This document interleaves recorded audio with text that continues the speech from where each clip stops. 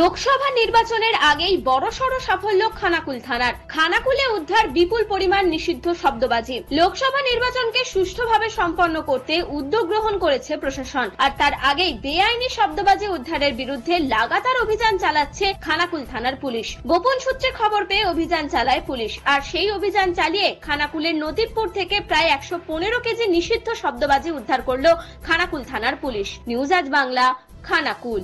তোর ছোঁয়ায় বদলে যায় মন, যতন করে সাজাবো আজ সুখী গৃহকোণ।